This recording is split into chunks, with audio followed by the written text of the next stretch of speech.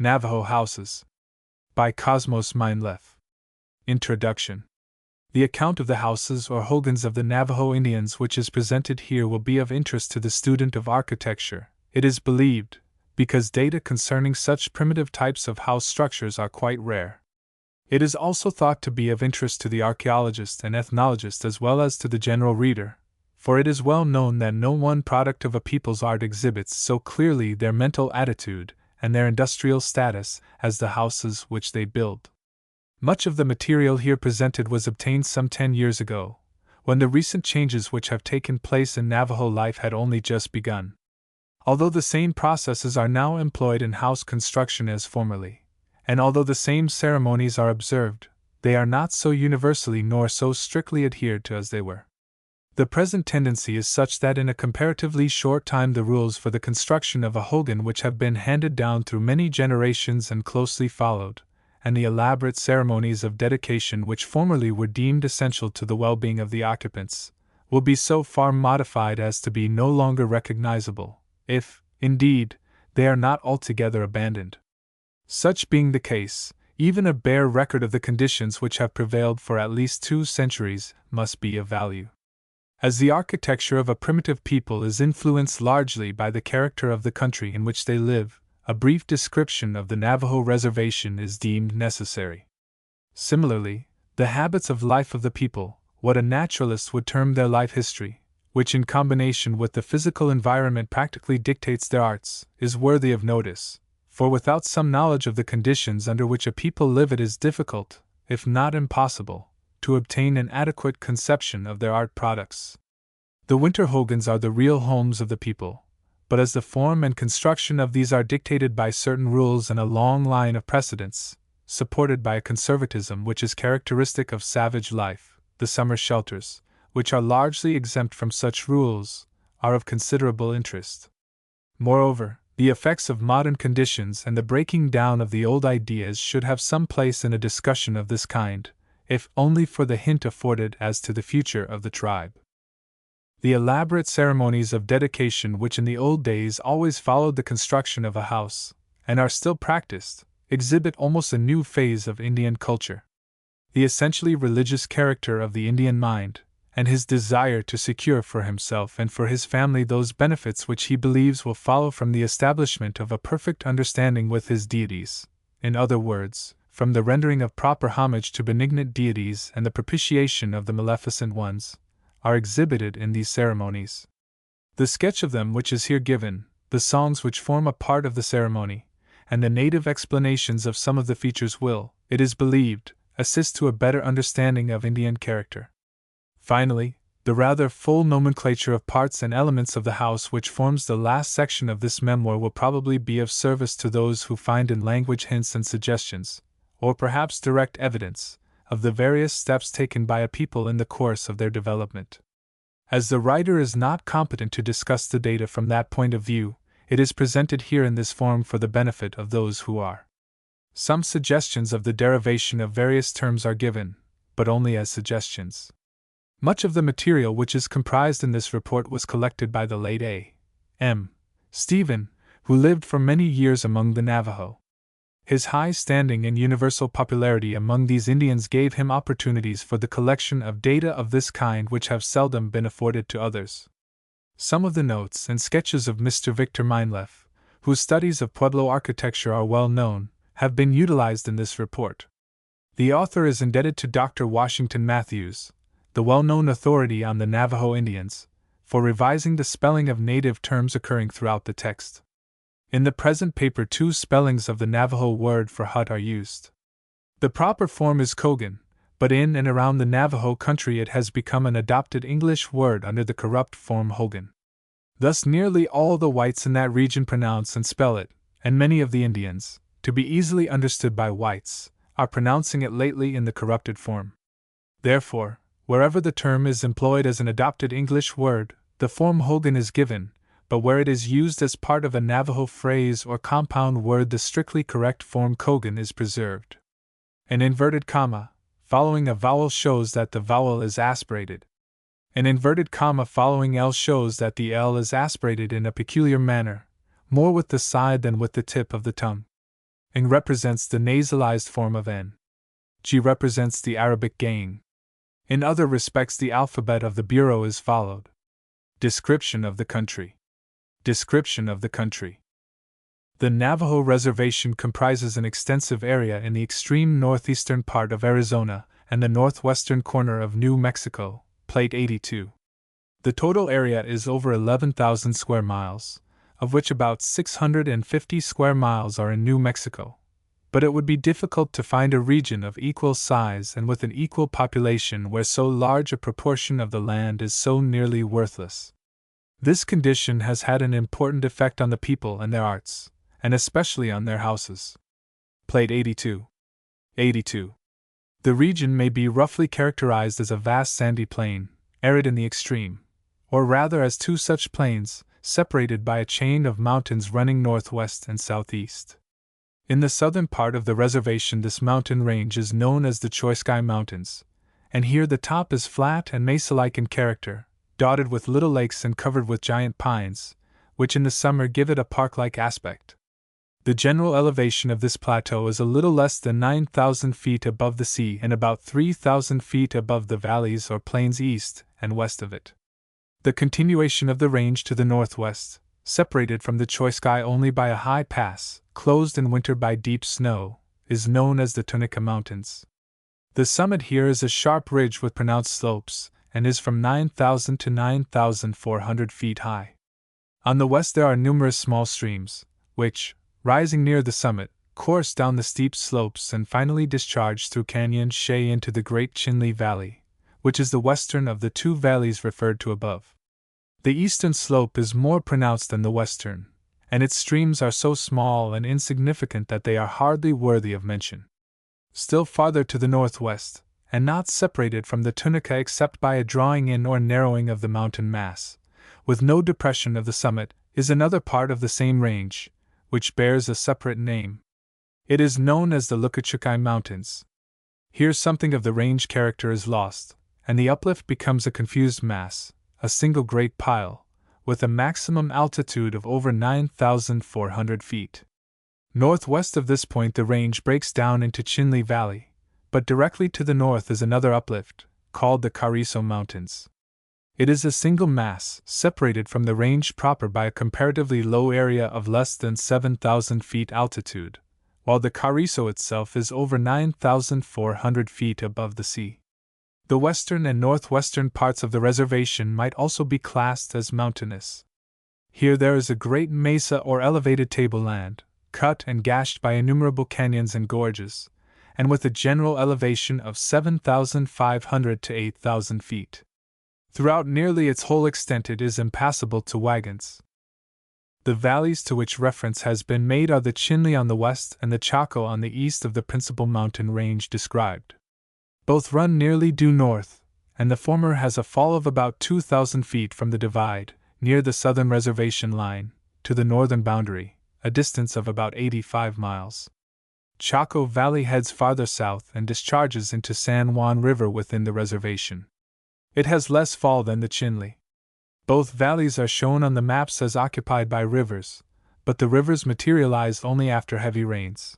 At all other times there is only a dry, sandy channel. Chaco River, which heads in the Continental Divide, carries more water than the Shea, which occupies Chinle Valley, and is more often found to contain a little water. The valleys have a general altitude of 5,000 to 6,000 feet above the sea.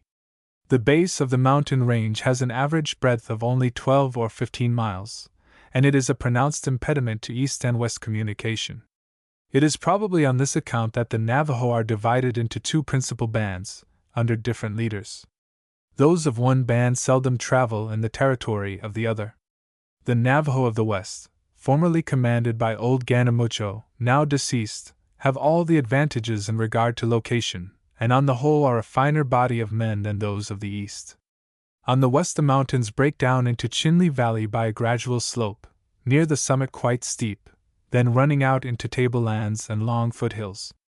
This region is perhaps the most desirable on the reservation, and is thickly inhabited.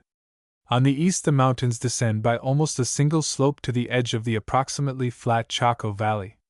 In a few rods, the traveler passes from the comparatively fertile mountain region into the flat, extremely arid valley country, and in 50 or 60 miles travel after leaving the mountains he will not find wood enough to make his camp fire, nor, unless he moves rapidly, water enough to carry his horses over the intervening distance.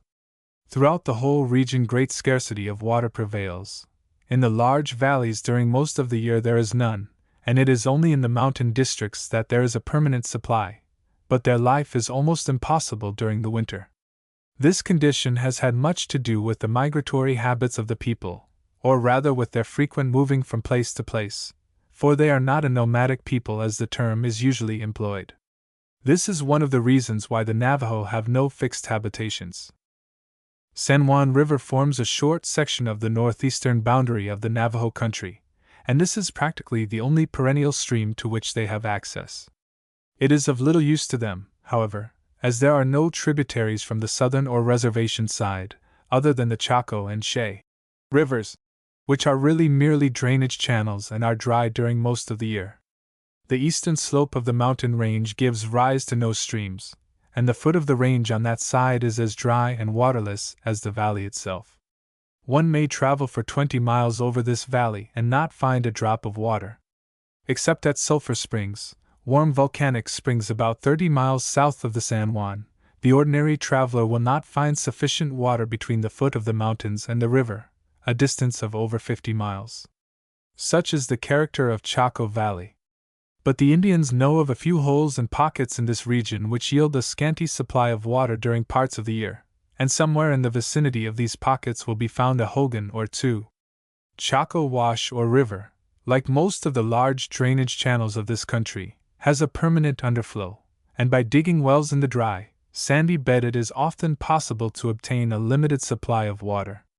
This is well known to the Navajo, and 90% of the houses of this region are located within reach of the wash, whence the supply of water which the Navajo deems essential is procured.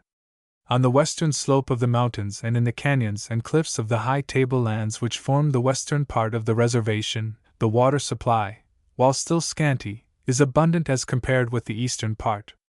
In the mountains themselves there are numerous small streams, some of which carry water nearly all the year, while here and there throughout the region are many diminutive springs almost or quite permanent in character.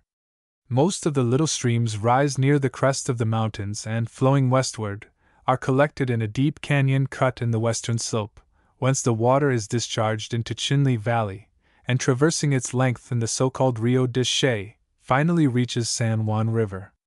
But while these little streams are fairly permanent up in the mountains, their combined flow is seldom sufficient, except in times of flood, to reach the mouth of Canyon Shay and Chinle Valley. However, here, as in the Chaco, there is an underflow, which the Indians know how to utilize and from which they can always obtain a sufficient supply of potable water. The whole Navajo country lies within what the geologists term the plateau region, and its topography is dictated by the peculiar characteristics of that area. The soft sandstone measures, which are its most pronounced feature, appear to lie perfectly horizontal, but in fact the strata have a slight, although persistent dip. From this peculiarity it comes about that each stratum extends for miles with an unbroken sameness which is extremely monotonous to the traveler, but finally its dip carries it under the next succeeding stratum, whose edge appears as an escarpment or cliff, and this in turn stretches out flat and uninteresting to the horizon. To the eye it appears an ideal country for traveling, but only a very slight experience is necessary to reveal its deceptiveness. Everywhere the flat mesas are cut and seen by gorges and narrow canyons, sometimes impassable even to a horse. Except along a few routes which have been established here and there, wagon travel is extremely difficult and often impossible. It is not unusual for a wagon to travel 50 or 60 miles between 2 points not 20 miles distant from each other. The high mountain districts are characterized by a heavy growth of giant pines, with firs and spruce in the highest parts, and many groves of scrub oak. The pines are abundant and make excellent lumber. Going downward they merge into piñons, useful for firewood but valueless as timber, and these in turn give place to junipers and cedars, which are found everywhere throughout the foothills and on the high mesa lands. The valleys proper, and the low mesas which bound them, are generally destitute of trees, Their vegetation consists only of sagebrush and greasewood, with a scanty growth of grass in favorable spots. To the traveler in the valley, the country appears to consist of sandy plains bounded in the distance by rocky cliffs. When he ascends to the higher plateaus, he views a wide landscape of undulating plains studded with wooded hills, while from the mountain summits he looks down upon a land which appears to be everywhere cut into a network of jagged canyons, a confused tangle of cliffs and gorges without system. For a few weeks in early summer the tablelands are seen in their most attractive guise. The open stretches of the mesas are carpeted with verdure almost hidden under a profusion of flowers. The gray and dusty sagebrush takes on a tinge of green, and even the prickly and repulsive greasewood clothes itself with a multitude of golden blossoms. Cacti of various kinds vie with one another in producing the most brilliant flowers, odorless but gorgeous. But in a few weeks all this brightness fades and the country resumes the colorless, monotonous aspect which characterizes it. July and August and sometimes part of September comprise the rainy season. This period is marked by sudden heavy showers of short duration, and the sandy soil absorbs sufficient moisture to nourish the grass and herbage for a time. But most of the water finds its way directly into deep-cut channels and thence in heavy torrents to the deep canyons of the San Juan and the Colorado, where it is lost. A small portion of the rainfall and much of the snow water percolates the soil and the porous sandstones which compose the region, and issues in small springs along the edges of the mesas and in the little canyons, but these last only a few months, and they fail in the time of greatest need, in the hot summer days when the grass is dry and brittle and the whole country is parched. The direct dependence of the savage on nature, as he finds it, is nowhere better illustrated than on the Navajo reservation. In the three essentials of land, water, and vegetation, his country is not an ideal one. The hard conditions under which he lives have acted directly on his arts and industries, on his habits and customs, and also on his mind and his mythology. In one respect only has he an advantage: he is blessed with a climate which acts in a measure as an offset to the other conditions and enables him to lead a life which is on the whole not onerous. In these dry elevated regions the heat is never oppressive in the day, and the nights are always cool. Day temperatures of 120 degrees or more are not uncommon in the valleys in July and August, but the humidity is so slight that such high readings do not produce the discomfort the figures might imply. In his calico shirt and breeches the Navajo is quite comfortable, and in the cool of the evening and night he has but to add a blanket, which he always has within reach. The range between the day and night temperature in summer is often very great, but the houses are constructed to meet these conditions. They are cool in hot weather and warm in cold weather. The extreme dryness of the air has another advantage from the Indian point of view, in that it permits a certain degree of filthiness. This seems inseparable from the Indian character, but it would be impossible in a moist climate. Even under the favorable conditions of the plateau country, many of the tribes are periodically decimated by smallpox. Habits of the people. Habits of the people.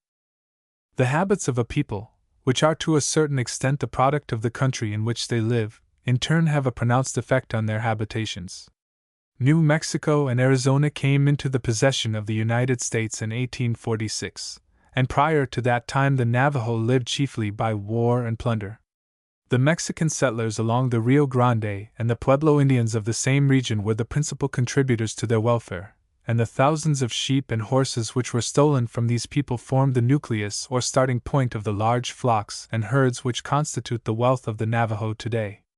The Navajo reservation is better suited for the raising of sheep than for anything else, and the step from the life of a warrior and hunter to that of a shepherd is not a long one, nor a hard one to take.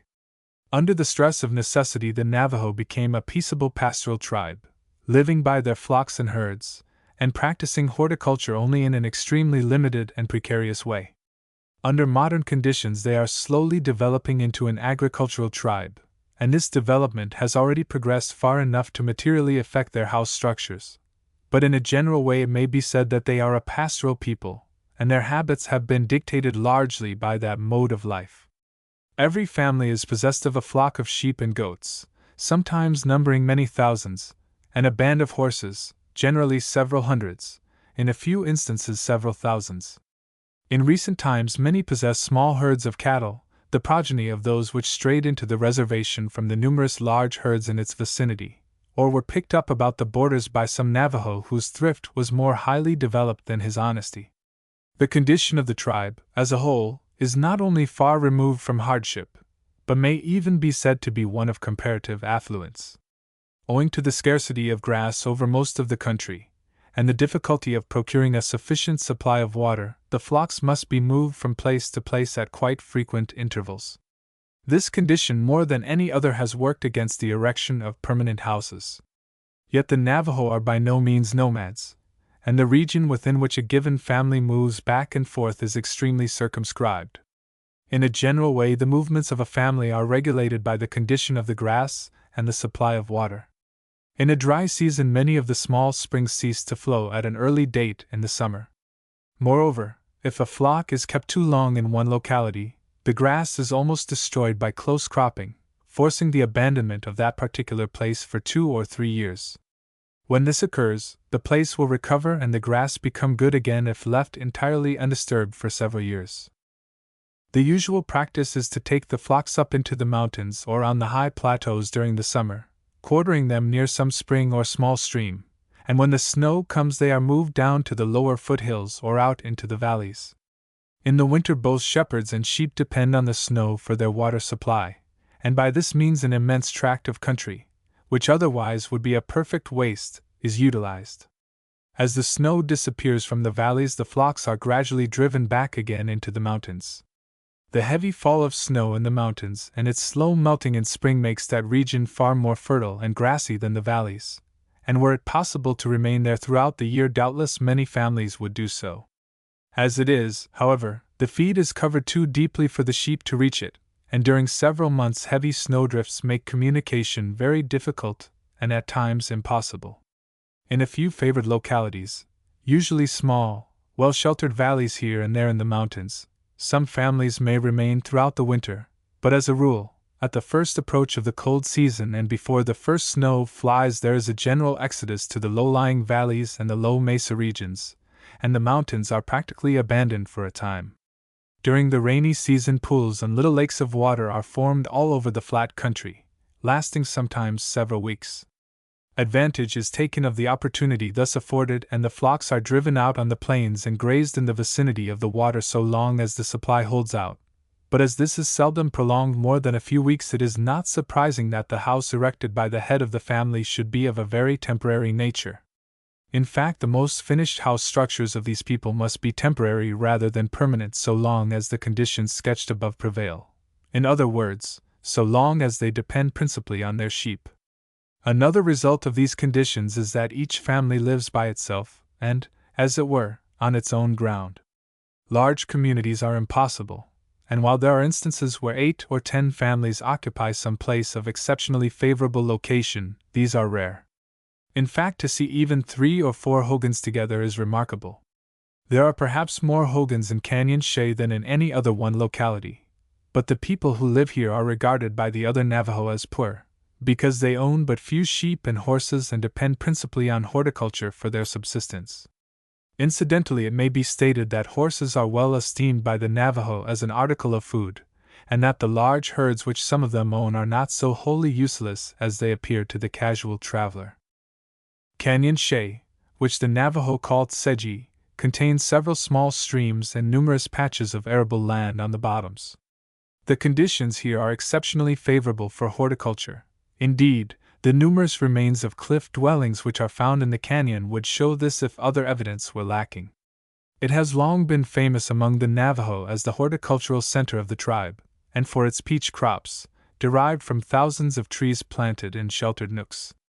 In the summer, scattered members of the various families or clans gather there by hundreds from every part of the reservation to feast together for a week or 2 on green corn, melons, and peaches. As a rule, however, each hogan stands by itself, and it is usually hidden away so effectually that the traveler who is not familiar with the customs of the people might journey for days and not see half a dozen of them. The spot chosen for a dwelling place is either some sheltered nook in a mesa or a southward slope on the edge of a pinyon grove near a good fuel supply and not too far from water. A house is very seldom built close to a spring, perhaps a survival of the habit which prevailed when the people were a hunting tribe and kept away from the water holes in order not to disturb the game which frequented them. So prevalent is this custom of placing the houses in out-of-the-way places that the casual traveler receives the impression that the region over which he has passed is practically uninhabited. He may, perhaps, meet half a dozen Indians in a day, or he may meet none, and at sunset when he camps he will probably hear the bark of a dog in the distance, or he may notice on the mountainside a pillar of smoke like that arising from his own camp fire. This is all that he will see to indicate the existence of other life than his own, yet the tribe numbers over 12,000 souls, and it is probable that there was no time during the day when there were not several pairs of eyes looking at him, and were he to fire his gun the report would probably be heard by several hundred persons. Probably this custom of half-concealed habitations is a survival from the time when the Navajo were warriors and plunderers, and lived in momentary expectation of reprisals on the part of their victims. Although the average Navajo family may be said to be in almost constant movement, they are not at all nomads, yet the term has frequently been applied to them.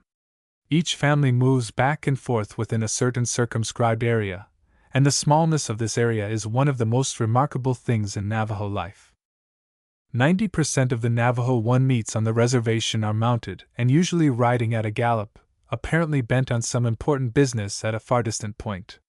But a closer acquaintance will develop the fact that there are many grown men in the tribe who are entirely ignorant of the country 30 or 40 miles from where they were born. It is an exceptional Navajo who knows the country well 60 miles about his birthplace, or the place where he may be living, usually the same thing.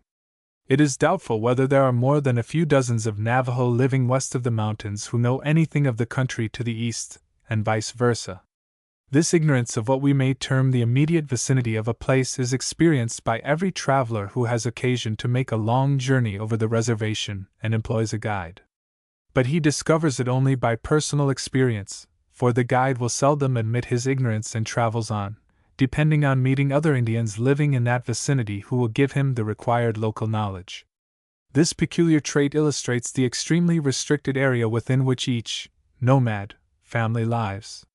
Now and then one may meet a family moving, for such movements are quite common. Usually each family has at least two locations, not definite places, but regions, and they move from one to the other as the necessity arises. In such cases they take everything with them, including flocks of sheep and goats, and herds of ponies and cattle, if they possess any. The Kashing, as the head of the family is called, drives the ponies and cattle, the former a degenerate lot of little beasts not much larger than an ass, but capable of carrying a man in an emergency 100 miles in a day. He carries his arms, for the coyotes trouble the sheep at night, 2 or 3 blankets, and a buckskin on his saddle, but nothing more. It is his special duty to keep the ponies moving and in the trail. Following him comes a flock of sheep and goats, bleating and nibbling at the bushes and grass as they slowly trot along, urged by the dust-begrimed squaw and her children. Several of the more tractable ponies carry packs of household effects stuffed into buckskin and cotton bags or wrapped in blankets, a little corn for food, the rude blanket loom of the woman, baskets, and wicker bottles, and perhaps a scion of the house, too young to walk, perched on top of all. Such a caravan is always accompanied by several dogs, curs of unknown breed, but invaluable aids to the women and children in herding the flocks. Under the Navajo system, descent is in the female line. The children belong to the mother, and likewise practically all property except horses and cattle. Sheep and goats belong exclusively to her, and the head of the family cannot sell a sheep to a passing traveler without first obtaining the consent and approval of his wife. Hence, in such a movement as that sketched above, the flocks are looked after by the women, while under normal circumstances, when the family has settled down and is at home, the care of the flocks devolves almost entirely on the little children, so young sometimes that they can just toddle about. The waters are usually regarded by the Navajo as the common property of the tribe, but the cultivable lands in the vicinity are held by the individuals and families as exclusively their own. Their flocks occupy all the surrounding pasture, so that virtually many of the springs come to be regarded as the property of the people who plant nearest to them.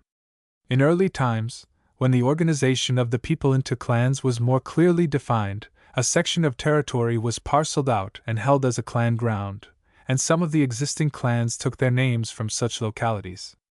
Legends are still current among the old men of these early days before the introduction of sheep and goats and horses by the Spaniards, when the people lived by the chase and on wild fruits, grass seeds, and piñon nuts, and such supplies as they could plunder from their neighbors.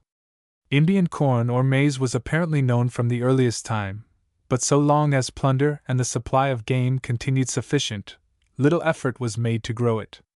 Later, as the tribe increased and game became scarcer, the cultivation of corn increased, but until 10 years ago more grain was obtained in trade from the pueblos than was grown in the Navajo country. There are now no defined boundaries to the ancient clan lands, but they are still recognized in a general way, and such a tract is spoken of as my mother's land. Families cling to certain localities and sections not far apart, and when compelled, by reason of failure of springs or too close cropping of the grass, to go to other neighborhoods, they do not move to the new place as a matter of right, but of courtesy, and the movement is never undertaken until satisfactory arrangements have been concluded with the families already living there. Some of the Pueblo tribes, the Hopi or Moki, for example, have been subjected to much the same conditions as the Navajo, but in this case similarity of conditions has produced very dissimilar results, that is, as regards house structures. The reasons, however, are obvious, and lie principally in two distinct causes: antecedent habits and personal character. The Navajo are a fine, athletic race of men, living a free and independent life. They are without chiefs, in the ordinary meaning of the term, although there are men in the tribe who occupy prominent positions and exercise a kind of semi-authority, chiefs by courtesy, as it were. Ever since we have known them, now some 300 years, they have been hunters, warriors, and robbers. When hunting, war, and robbery ceased to supply them with the necessaries of life, they naturally became a pastoral people, for the flocks and the pasture lands were already at hand. It is only within the last few years that they have shown indication of developing into an agricultural people. With their previous habits, only temporary habitations were possible, and when they became a pastoral people, the same habitations served their purpose better than any other. The Hogans of 10 or 15 years ago, and to a certain extent the Hogans of today, are practically the same as they were 300 years ago. There has been no reason for a change, and consequently no change has been made. On the other hand, the Hopi came into the country with a comparatively elaborate system of house structures, previously developed elsewhere. They are an undersized, puny race, content with what they have and asking only to be left alone. They are in no sense warriors, although there is no doubt that they have fought bitterly among themselves within historic times. Following the Spanish invasion, they also received sheep and goats, but their previous habits prevented them from becoming a pastoral people like the Navajo, and their main reliance for food is, and always was, on horticultural products.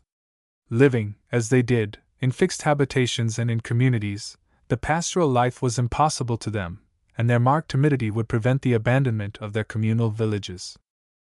Under modern conditions, these two methods of life, strongly opposed to each other, although practiced in the same region and under the same physical conditions, are drawing a little closer together. Under the strong protecting arm of the government, the Hopi are losing a little of their timidity, and are gradually abandoning their villages on the mesa summits, and building individual houses in the valleys below. Incidentally, they are increasing their flocks and herds.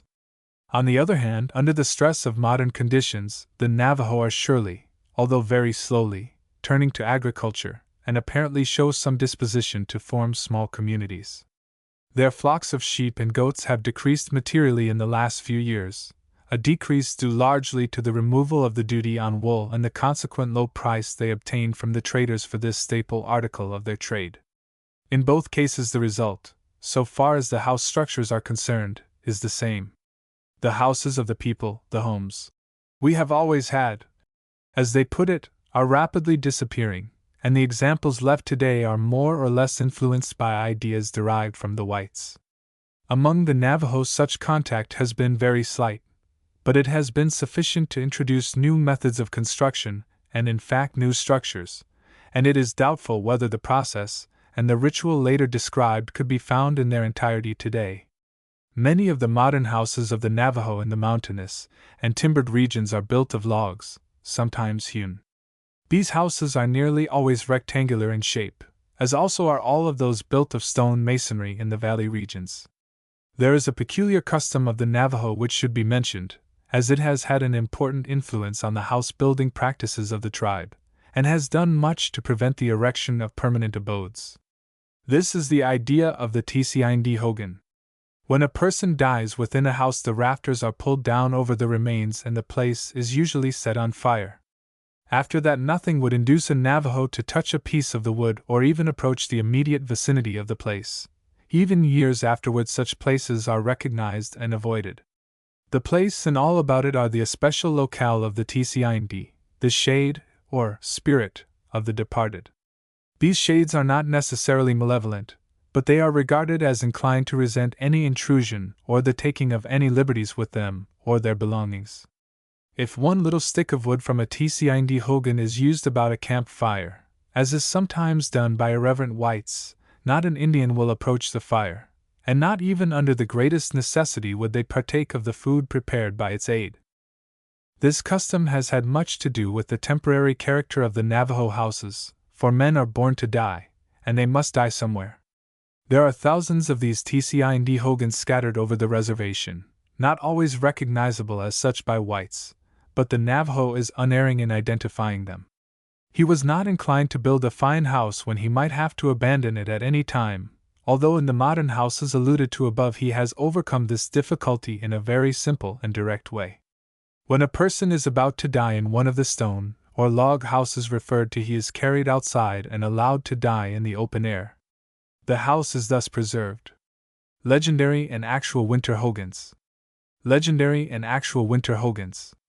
The Navajo recognize two distinct classes of hogans, the Kikai or winter place, and the Kgn, or summer place, in other words, winter huts and summer shelters. Notwithstanding the primitive appearance of the winter huts, resembling mere mounds of earth hollowed out, they are warm and comfortable, and rude as they seem, their construction is a matter of rule, almost of ritual, while the dedicatory ceremonies which usually precede regular occupancy are elaborate and carefully performed. Although no attempt at decoration is ever made, either of the inside or the outside of the houses, it is not uncommon to hear the term beautiful applied to them. Strong forked timbers of the proper length and bend, thrust together with their ends properly interlocking to form a cone-like frame, stout poles leaned against the apex to form the sides, the whole well covered with bark and heaped thickly with earth, forming a roomy warm interior with a level floor, these are sufficient to constitute a Kogan Nijoni house beautiful. To the Navajo, the house is beautiful to the extent that it is well constructed and to the degree that it adheres to the ancient model. There are many legends and traditions of wonderful houses made by the gods and by the mythic progenitors of the tribe. In the building of these houses, tequa and pearly shells were freely used, as were also the transparent mists of dawn and the gorgeous colors of sunset. They were covered by sunbeams and the rays of the rainbow, with everything beautiful or richly colored on the earth and in the sky. It is perhaps on account of these gorgeous mythical hogans that no attempt is now made to decorate the everyday dwelling. It would be batsic, tabooed, or sacrilegious. The traditions preserve methods of house building that were imparted to mortals by the gods themselves. These methods, as is usual in such cases, are the simplest and of the most primitive nature, but they are still scrupulously followed. Early mention of house building occurs in the creation myths. First man and first woman are discovered in the first or lowest underworld, living in a hut which was the prototype of the Hogan. There were curious beings located at the cardinal points in that first world, and these also lived in huts of the same style, but constructed of different materials. In the east was Taiholt Sodi, who afterward appears as a water monster, but who then lived in the house of clouds, and Igni, thunder, guarded his doorway. In the south was Teal, frog, in a house of blue fog, and Teal-Iang, who was afterward a water monster, lay at that doorway. Asahai Estson, salt woman, was in the west, and her house was of the substance of a mirage. The youth Konenalai, water sprinkler, danced before her door. In the north Kaltlakale one made a house of green duckweed, and Sistel, tortoise, lay at that door. 1. Some versions of the myth hold that first man's hut was made of wood just like the modern Hogan, but it was covered with gorgeous rainbows and bright sunbeams instead of bark and earth. At that time the firmament had not been made, but these first beings possessed the elements for its production. Rainbows and sunbeams consisted of layers or films of material, textile, or at least pliable in nature, and were carried about like a bundle of blankets. 2 sheets of each of these materials were laid across the hut alternately, first the rainbows from north to south, then the sunbeams from east to west. According to this account, the other 4 houses at the cardinal points were similarly made of wood, the different substances mentioned being used merely for covering. Other traditions hold that the houses were made entirely of the substances mentioned and that no wood was used in their construction because at that time no wood or other vegetal material had been produced. After mankind had ascended through the 3 underworlds by means of the magic reed to the present or 4th world, Castialsi, the god of dawn, the benevolent nature god of the south and east, imparted to each group of mankind an appropriate architecture, to the tribes of the plains, skin lodges, to the pueblos, stone houses, and to the Navajo, huts of wood and earth and summer shelters. Curiously enough, nowhere in Navajo tradition is any mention or suggestion made of the use by them of skin lodges. In building the Navajo hogan, Castialsi was assisted by Cassecagan, the god of sunset, the complementary nature god of the north and west, who is not so uniformly benignant as the former. In the ceremonies which follow the erection of a hogan today, the structure is dedicated to both these deities, but the door is invariably placed to face the east, that the house may be directly open to the influences of the more kindly disposed Castialsi. When a movement of a family has been completed, the first care of the Cashiing, or head of the family, is to build a dwelling, for which he selects a suitable site and enlists the aid of his neighbors and friends. He must be careful to select a place well removed from hills of red ants, as, aside from the perpetual discomfort consequent on too close a proximity, it is told that in the underworld these pests troubled first man and the other gods, who then dwelt together, and caused them to disperse. A suitable site having been found, search is made for trees fit to make the 5 principal timbers which constitute the kogan seisai, or house frame. There is no standard of length, as there is no standard of size for the completed dwelling, but commonly pinyon trees 8 to 10 inches in diameter and 10 to 12 feet long are selected. 3 of the 5 timbers must terminate in spreading forks, as shown in Figure 230, but this is not necessary for the other 2, which are intended for the doorway and are selected for their straightness. When suitable trees have been found, and sometimes they are a considerable distance from the site selected, they are cut down and trimmed, stripped of bark, and roughly dressed. They are then carried or dragged to the site of the hogan and there laid on the ground with their forked ends together somewhat in the form of a T, extreme care being taken to have the butt of one log point to the south, one to the west, and one to the north. The 2 straight timbers are then laid down with the small ends close to the forks of the north and south timbers and with their butt ends pointing to the east. They must be spread apart about the width of the doorway which they will form. When all the timbers have been laid out on the ground, the position of each one of the 5 butts is marked by a stone or in some other convenient way, but great care must be exercised to have the doorway timbers point exactly to the east. Sometimes measurements are made without placing the timbers on the site, their positions and lengths being determined by the use of a long sapling. The interior area being thus approximated, all the timbers are removed, and guided only by the eye, a rough circle is laid out, well within the area previously marked. The ground within this circle is then scraped and dug out until a fairly level floor is obtained, leaving a low bench of earth entirely or partly around the interior. This bench is sometimes as much as 1.5 feet high on the high side of a slightly sloping site, but ordinarily it is less than 1 foot. The object of this excavation is twofold: to make a level floor with a corresponding increase in the height of the structure, and to afford a bench on which the many small articles constituting the domestic paraphernalia can be set aside and thus avoid littering the floor. The north and south timbers are the first to be placed, and each is handled by a number of men, usually 4 or 5, who set the butt ends firmly in the ground on opposite sides at the points previously marked and lower the timbers to a slanting position until the forks lock together. While some of the men hold these timbers in place, others set the west timber on the western side of the circle, placing it in such a position and in such a manner that its fork receives the other two and the whole structure is bound together at the top. The forked apex of the frame is 6 to 8 feet above the ground in ordinary hogans, but on the high plateaus and among the pine forests in the mountain districts hogans of this type, but intended for ceremonial purposes, are sometimes constructed with an interior height of 10 or 11 feet, and enclose an area 25 to 30 feet in diameter. Following is a list of measurements of 4 typical hogans. Measurements of typical hogans. Door frame. Interior. Height under apex. Smoke hole. Space between doorway timbers. Height. Width. North and south. East and west. Width at apex. Width at base. Length. At apex. At base. Foot in. Foot in.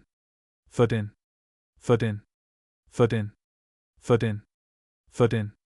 Foot in. Foot in. Foot in. 3/8. 3/8. 1710. 18:0. 7/9. 110. 3/0. 3/10. 110. 3/8. 4/0. 1/8. 12/8. 12/0. 6/6. Very irregular. 2/0. 3/0. 4/0. 1/6. 14/9. 15/0. 7/0. 1/2. 2/4. 3/0. 1/2. 3/0. 3/6. 1/9. 14/5. 14/0. 6/9. 1/10. 2/10. 3/0. 1/10. 3/5. In the large hogans mentioned, a crowd of workers are engaged in the construction, and ropes and other mechanical aids are employed to lift the heavy timbers of the frame in position. At this stage in the construction, the house shows only the 3 principal timbers of the frame, securely locked at the apex by the interlacing forks, as shown in Figure 231, and firmly planted in the ground. The 2 doorway timbers are next placed in position, with their smaller ends resting on the forked apex of the frame, from 1.5 to 2 feet apart, and with the butt ends resting on the ground about 3.5 feet apart. The whole frame, comprising 5 timbers, is known as seisai, but each timber has its own specific name, as follows: South timber, Cacus nai. West timber, Yenjianges nai. North timber, Nakakas nai. Doorway timbers, 2, Cyangescence nai. The appearance of the frame as seen from below is shown in Figure 231. These names afford a good illustration of the involved nomenclature which characterizes Indian languages. Nai means a long, straight object, like a piece of timber. The first word in each of the terms above is the name of the cardinal point, the place it occupies, south, west, and north, with the suffix ce meaning here or brought here. The same words are used with the suffix g instead of c, as kakaj nai for the north timber, g meaning there or set there. The west timber is also specially designated as bijaj nabkad, brought together into it, an allusion to its functions as the main support of the frame, as the 2 other timbers rest within its spreading fork. The 2 doorway timbers are also designated as north timber and south timber, according to the position each occupies, and they are sometimes called Cyanges and Bainini Li. Those in place at the doorway passage.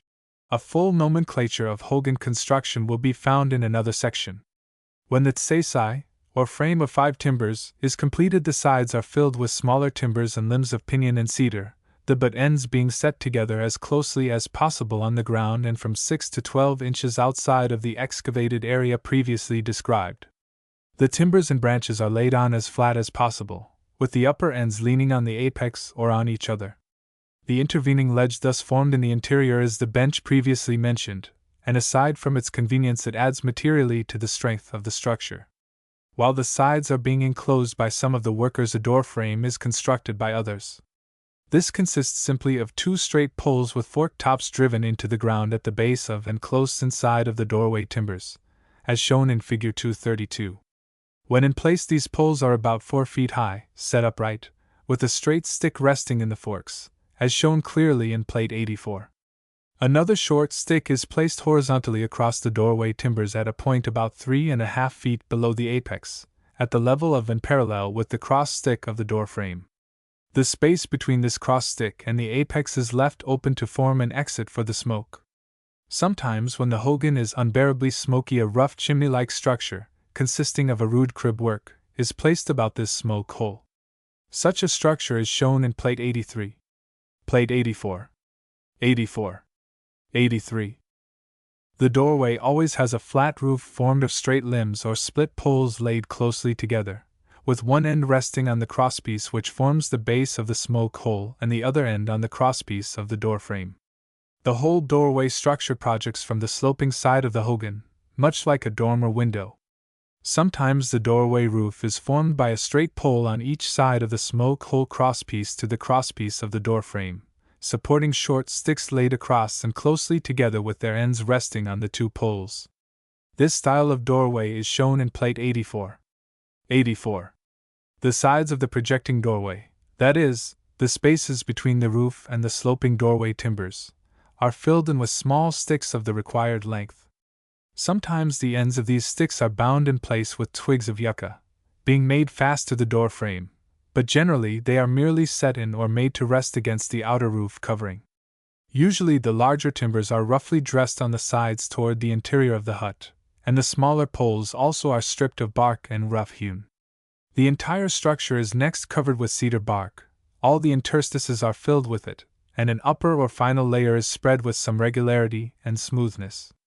Earth is then thrown on from base to apex to a thickness of about 6 inches, but enough is put on to make the hut perfectly wind and waterproof. This operation finishes the house, and usually there are enough volunteers to complete the work in a day. It is customary to make a kind of recess on the western side of the hut by setting out the base of the poles next to the west timber some 8 to 15 inches beyond the line. This arrangement is usually placed next to and on the south side of the west timber, and all the poles for a distance of 3 or 4 feet are set out. The offset thus formed is called the mask recess, and when a religious ceremony is performed in the hogan, the shaman or medicine man hangs a skin or cloth before it and deposits there his masks and fetishes. This recess, of greater or less dimensions, is made in every large hogan, but in many of the smaller ones it is omitted. Its position and general character are shown in the ground plan, Plate XC. In the construction of a hogan, all the proceedings are conducted on a definite, predetermined plan, and the order sketched above is that ordinarily followed, but nothing of a ceremonial nature is introduced until after the conclusion of the work of construction. Plate XC. XC. Summer huts or shelters. Summer huts or shelters. The rules which govern the building of a regular hogan or winter house, although clearly defined and closely adhered to, do not apply to the summer huts or shelters. These outnumber the former and are found everywhere on the reservation, but they are most abundant in the mountain regions and in those places where horticultural operations can be carried on. These structures are of all kinds and of all degrees of finish, although certain well-defined types, ancient in their origin, are still closely adhered to when the conditions permit. But under other circumstances the rudest and most primitive shelters are constructed, some of them certainly not so high in the scale of construction as an ordinary bird's nest. There is a certain interest that attaches to these rude attempts, as they exhibit the working of the human mind practically untrammeled by precedent. Perhaps the most primitive and simple shelter the Navajo builds is a circle or part circle of green boughs, generally pine or cedar. Half an hour of work by 2 men with axes is all that is required to erect one of these. A site having been selected, a tree is felled on the windward side, and the branches trimmed from it are piled up to a height of 4 or 5 feet on 3 sides of a circle 15 or 20 feet in diameter. A fire is built in the center, and the natives dispose themselves around it. Blankets are thrown over outstanding branches here and there, affording an abundance of shade in the hot summer days when even a little shade is agreeable. Rude as this shelter is, it is regarded by the Navajo as sufficient when no better is available. During the recent construction of some irrigating ditches on the reservation, when from 50 to 100 men were employed at one time, this form of shelter was the only one used, although in several instances the work was carried on in one place for 5 or 6 weeks. Shelters of this kind, however, are possible only in a wooded region, and are built only to meet an emergency, as when a man is away from home and there are no hogans in the vicinity where he can stop. Another form, scarcely less rude, is sometimes found in localities temporarily occupied for grazing or for horticulture. It consists of a circle of small branches, sometimes of mere twigs, with the butt stuck into the ground, and not over 2.5 or 3 feet high. The circle is broken by a narrow entranceway on one side. This form of shelter, hardly as high as a man's waist, does little more than mark the place where a family have thrown down their blankets and other belongings, but it may afford some protection against drifting sand. Shelters of this type are occupied several months at a time. They are often seen on the sandy bottom lands of Canyon Shea and in other regions of like character, and the same sites are sometimes occupied several years in succession. From these rude makeshift types there is an unbroken range up to the standard winter hut, which also meets the requirements of a summer house, being as comfortable in warm weather as it is in cold weather. The kind of house which a man builds depends almost entirely on the purposes which it is to serve and very little on the man or his circumstances. The houses of the richest man in the tribe and of the poorest would be identical unless, as often happens in modern times, the former has a desire to imitate the whites and builds a regular house of stone or logs. If, however, a man builds a summer place to which he intends to return year after year, and such is the usual custom, he usually erects a fairly substantial structure, a kind of half-hogan, or house with the front part omitted. If it is possible to do so, he locates this shelter on a low hill overlooking the fields which he cultivates. The restriction which requires that the opening or doorway of a regular hogan shall invariably face the east does not apply to these shelters. They face in any direction, but usually they are so placed as to face away from the prevailing wind, and if possible, toward the fields or farms. Figure 233 is a ground plan of a shelter of this type, which is shown also in Plate 85. The effect is that of a half-hogan of the regular type, but with a short upright timber in place of the usual north piece. The example shown is built on a somewhat sloping site, and the ground inside has been slightly excavated, but on the front the floor reaches the general level of the ground. The principal timbers are forked together at the apex, but not strictly according to rule. The structure is also covered with earth in the regular way, and altogether appears to occupy an intermediate position between the summer shelter and the winter hut. It is a type which is common in the mountain districts, and in those places where a semi-permanent shelter is needed, and to which the family returns year after year. 85. The supporting post in front in this case was so short that the use of its fork would have made the roof too low. To overcome this, the side beams were not laid directly in the fork, but a tablet or short piece of wood was inserted, as shown in Figure 234, and the timbers rest on this. The entrance or open front faced to the northwest, and to protect it from the evening sun a temporary shelter of pinyon brush was put up, as shown in the illustration. This feature is a common accompaniment of summer shelters and is often found with the regular winter hogan. Figure 235 shows another type of summer shelter in plan, and Figure 236 is a section of the same. It is of the lean-to type, and consists of a horizontal beam resting on 2 forked timbers and supporting a series of poles, the upper ends of which are placed against it. The structure faces the east, and the southern end is closed in like a hogan, but it was covered only with cedar boughs laid close together without an earth facing. This shelter stood upon a slope, and the timbers used in its construction were small and crooked. Perhaps on account of these disadvantages the interior was excavated, after the shelter was built, to a depth of nearly 24 inches on the higher side, as shown in Figure 236. By this expedient the space under the shelter was greatly enlarged. The excavation was not carried all the way back to the foot of the rafters, but, as shown in the section, a bench or ledge some 18 inches wide was left, forming a convenient place for the many little articles which constitute the Navajo's domestic furniture. Mention has been made before of this interior bench, which is an interesting feature. It has been suggested by Mr. Victor Meinleff, whose well-known studies of Pueblo architecture give his suggestions weight, that we have here a possible explanation of the origin of the interior benches which are nearly always found in the kivas or ceremonial chambers of the Pueblo Indians. that the benches in the kivas may be survivals of archaic devices pertaining to the primitive type from which Pueblo architecture developed. If a low wall of masonry were used as a support for rafters, in the manner shown in Figure 237, and additional space were sought by excavation, the form shown in the illustration would be retained, for the construction would be seriously weakened if the rude stonework were placed directly on the edge of the excavation. Possibly this practice has some bearing on the Pueblo requirement that the kivas should be at least partly excavated, a requirement still rigidly adhered to. The conservatism of the Indian mind in matters connected with their ceremonials is well known, and forms and practices long abandoned in ordinary house construction still survive in the building of the kivas. Plate 86 shows a shelter somewhat resembling that last described, but of more simple construction.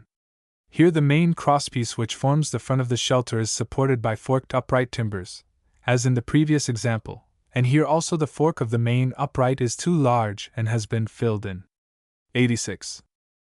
Aside from the types described, which illustrate the more common forms of summer shelters, all kinds and degrees of variation are found. As they, unlike the regular hogan, do not follow any rule or precedent, their form depends largely on the facilities or the particular requirements or abilities of the builder. Figure 238 shows a shelter in the mountains, where timber is abundant. Except that it is not covered with earth and has no door frame, it might be classed as a regular hogan. Figure 239 shows a form that occurs in the valley regions where driftwood can sometimes be obtained.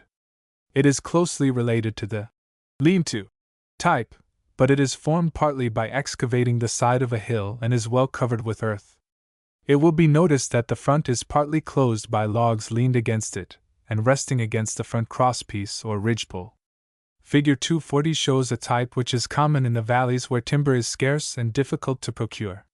Sage and other brush is used largely in the construction of shelters of this sort, as the few timbers which are essential can be procured only with great difficulty, and usually must be brought a great distance. Plate 87 shows a structure that might easily be mistaken for a summer shelter, but which is a special type. It is a regular hogan, so far as the frame and timber work go, but it is covered only with cedar boughs. The illustration shows a part of the covering removed. This structure was a medicine hut, put up for the performance of certain ceremonies over a woman who was ill. There are no traces of any fire in the interior, perhaps for the reason that the women's ceremony is always performed in the daytime. Aside from its lack of covering, it is a typical hogan, and the illustration conveys a good impression of the construction always followed. This kind of hut is called an Inca kogan. 87. Rude and primitive as these structures seem, a certain amount of knowledge and experience is necessary to build them. This has been discovered at various times by whites who have attempted to build hogans and failed. An instance occurred not long ago where a trader, finding it necessary to build some kind of a traveler's house, where Indians who came in to trade late in the evening or on Sunday could spend the night, decided to build a regular hogan. He employed several Navajo to do the work under his own supervision.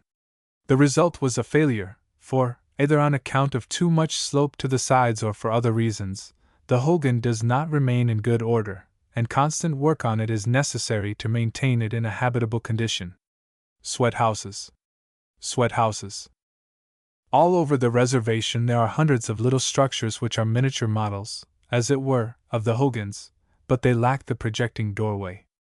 These little huts, scarcely as high as a man's hip, look like children's playhouses, but they occupy an important place both in the elaborate religious ceremonies and in the daily life of the Navajo.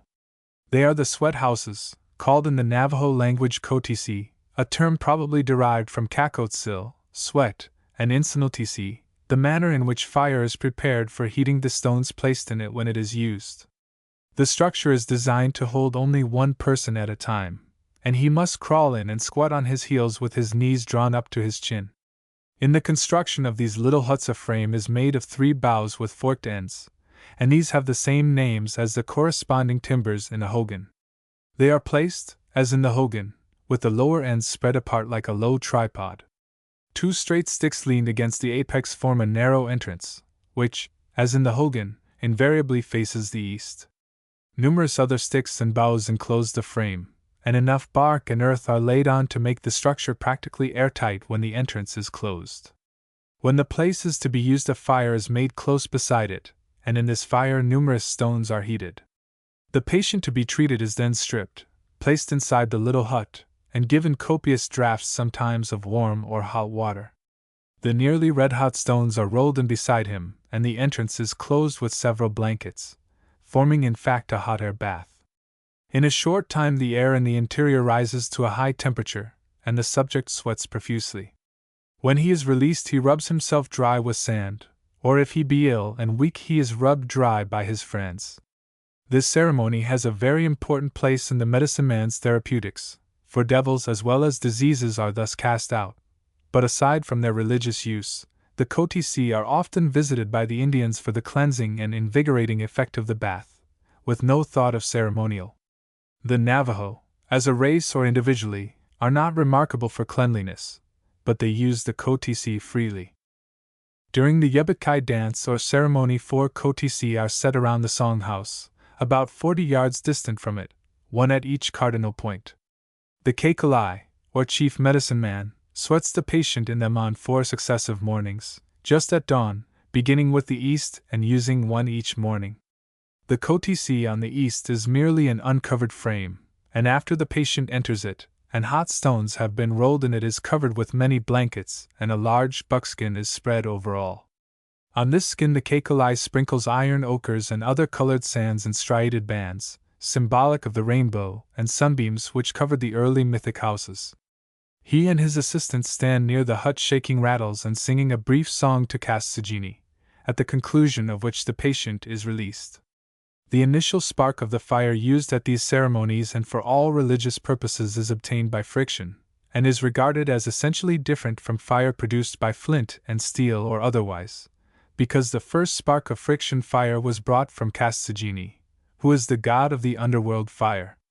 The production of fire by friction is a very simple matter to these Indians and is often done in play, frequently, under the windy conditions that prevail in their country, in but little more time than a white man can accomplish the same result with matches.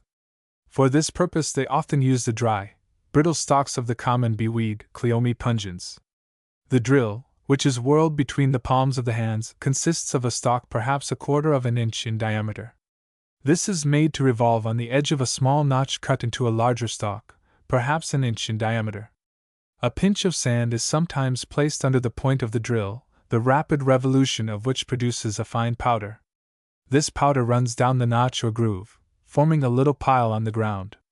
Smoke is produced in less than a minute, and finally, in perhaps 2 minutes, tiny sparks drop on the little pile of dry powder, which takes fire from them. By careful fostering, by feeding with bits of bark and grass, and with much blowing, a blaze is produced. It is said that first man made the first Kotisi. After coming up the Kajanai, or magic reed, he was very dirty, his skin was discolored and he had a foul smell like a coyote. He washed with water, but that did not cleanse him. Then Kast-Sagini sent the firefly to instruct him concerning the Kotisi and how to rotate a spindle of wood in a notched stick. As first man revolved the spindle, or drill, between his hands, firefly ignited the dust at its point with the spark of fire which Kast-Sagini had given it for that purpose. There is another myth concerning the origin of these little sweat houses which does not agree with that just stated. According to this myth, the Kotisi were made by the sun when the famous twins, Nayanesgani and Kobajasini, who play so large a part in Navajo mythology, were sent to him by Senatali. When they reached the house of the sun they called him father, as they had been instructed to do, but the sun disowned them and subjected them to many ordeals, and even thrust at them with a spear, but the mother had given each of the youths a magic feather mantle impervious to any weapon. Klilhanoi, the night-bearer, the moon, also scoffed at them and filled the mind of the sun with doubts concerning the paternity of the twins, so he determined to subject them to a further ordeal. He made 4 Kotisi, but instead of using wood in their construction he made them of a metallic substance, like iron. He placed these at the cardinal points, and sent the moon to make a fire near each of them. This fire was obtained from the burning stars, the comets. The Kotisi were made exceedingly hot, and the twins were placed in them successively, but instead of being harmed, they came out of the last one stronger and more vigorous than ever. Then the son acknowledged them as his sons and gave the elder one the magic weapons with which he destroyed the evil genii who infested the Navajo land. This is the reason, the Navajos say, why it is well to have many kotisi and to use them frequently. Their use gives rest and sweet sleep after hard work. It invigorates a man for a long journey and refreshes him after its accomplishment. First woman, after coming up the Kajanai, was also foul and ill-smelling, and after first man she also used the kotisi. Hence the Navajo women used the kotisi like the men, but never together except under a certain condition medical in character. The kotisi is built usually in some secluded spot, and frequently large parties of men go together to spend the better part of a day in the enjoyment of the luxury of a sweat bath and a scour with sand. On another day the women of the neighborhood get together and do the same, and the men regard their privacy strictly. Effect of modern conditions. Effect of modern conditions. Up to a comparatively recent period, the Navajo have been what is usually termed a wild tribe. That is, they have existed principally by war and plunder. Since the conquest of the country by General Kearny and the Army of the West in 1846, they have given us but little trouble, but prior to that time they preyed extensively on the Pueblo Indians and the Mexican settlements along the Rio Grande. Practically all their wealth today, and they are a wealthy tribe, consists of thousands of sheep and goats and hundreds of horses, all descended from flocks and herds originally stolen. When the country came into the possession of the United States, marauding expeditions became much less frequent, and almost insensibly the tribe changed from a predatory to a pastoral people. But aside from the infrequency or absence of armed expeditions, the life of the people remained much the same under the changed conditions. When the Atlantic and Pacific Railroad entered the country some 16 or 17 years ago, traders came with it, although there were a few in the country before, and numerous trading posts were established in the reservation and about its borders. The effect of this was to fix the pastoral habits of the people.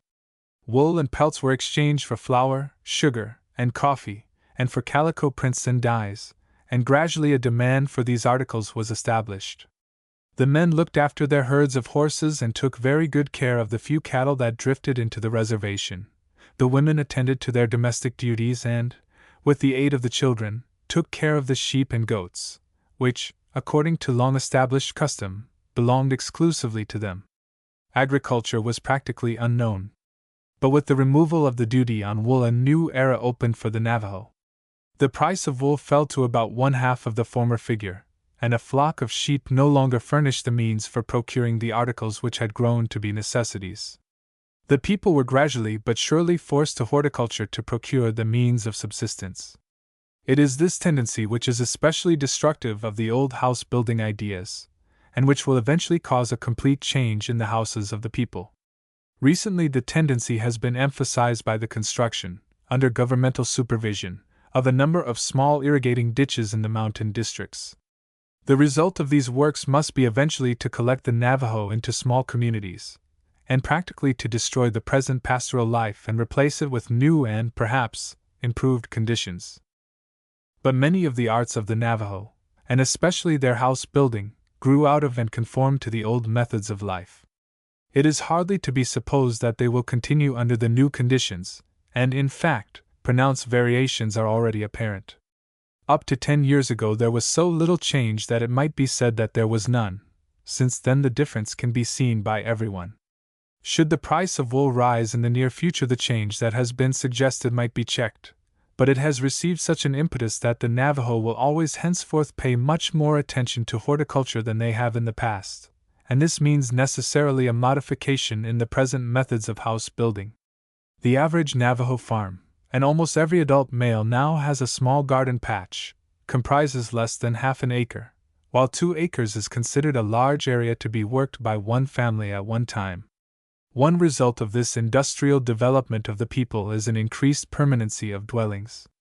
As the flocks of sheep and goats diminish and their care becomes less important, greater attention is paid to the selection of sites for homes, and they are often located now with reference to a permanent occupancy and with regard to the convenience of the fields, which in some cases furnish the main source of subsistence of the family. As a collateral result of these conditions and tendencies, an effort is now sometimes made to build houses on the American plan, that is, to imitate the houses of the whites. Such houses are a wide departure from the original ideas of house structures of the Navajo. They are rectangular in plan, sometimes with a board roof, and occasionally comprise several rooms. When the local conditions favor it, they are constructed of stone, regular walls of masonry, but perhaps the greater number of those now in existence are in the mountain districts, and were built of logs, often hewn square before being laid in place. Plate 88 shows a stone house belonging to one of the wealthiest men in the tribe, Bikai by name. It is situated on the western slope of the Tunica Mountains and was built some years ago, but it is a type of house which is becoming more and more frequent on the reservation. There is practically nothing aboriginal about it except a part of its interior furniture and its inhabitants, and the only one of the old requirements that has been met is the fronting of the house to the east, while the character of the site and the natural conditions demand a western front. 88. The log houses referred to are constructed much like the stone house shown in the illustration, except that they are built usually by Indian labor and ordinarily are covered with flat earthen roofs. Frequently the logs are hewn square before being placed in the walls, which present a very neat and finished appearance. Sometimes door and window frames are procured from the sawmill or from the traders, and add to such appearance, while nearly always one or more glazed sashes occupy the window openings and board doors close the entrances. In nearly all cases the requirement that the entrance should face the east is observed, but it is being more and more ignored, and in the houses constructed within the last few years the ancient custom is frequently violated. Unless the principal entrance were made to face the east, the performers in the dedicatory ceremonies could not take their prescribed positions and the ceremony would have to be either modified or omitted altogether. Ceremonies of dedication. Ceremonies of dedication. Among the Pueblo Indians there are certain rituals and ceremonial observances connected with the construction of the houses, but in the Navajo system nothing of a ceremonial nature is introduced until the conclusion of the manual labor. Usually there are enough volunteers to finish the work in one day, and by evening everything is ready for the dedication. The wife sweeps out the house with a wisp of grass, and she or her husband makes a fire on the floor directly under the smoke hole. She then goes to her bundles of household effects, which are still outside, and pours a quantity of white cornmeal into a shallow saucer-shaped basket. She hands this to the Kashing, or head of the family, who enters the hogan and rubs a handful of the dry meal on the 5 principal timbers which form the tsaisai or frame, beginning with the south doorway timber. He rubs the meal only on one place, as high up as he can reach easily, and then does the same successively on the south timber, the west timber, the north timber, and the north doorway timber. While making these gifts, as the proceeding is termed, the man preserves a strict silence, and then, as with a sweeping motion of his hand from left to right, kabikego, as the sun travels, he sprinkles the meal around the outer circumference of the floor. He says in low measured tones, Kojanli. Kogan. May it be delightful. My house. Sitsi ji. Kojanli. From my head. May it be delightful. Saikis. Kojanli. To my feet. May it be delightful. Sias. Kojanli. Where I lie. May it be delightful. Sikiji Kaltso. Kojanli. All above me. May it be delightful. China Kaltso. Kojanli. All around me. May it be delightful. He then flings a little of the meal into the fire, saying, Kojanli hos. Sikoing. May it be delightful and well. My fire. And tosses a handful or two up through the smoke hole, saying, Kojanli. Sayanganoi. Saika Nayakni. May it be delightful. Son day carrier. My mother's ancestor for this gift. Kojanli. Nikel. Kogan. May it be delightful. As I walk around my house. Then 2 or 3 handfuls of meal are sprinkled out of the doorway while he says, Kojanli. Caecin. Saika. May it be delightful. This road of light. My mother's ancestor.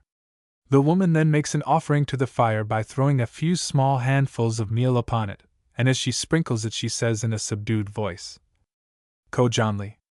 Sikoing. May it be delightful. My fire. Ko Janli.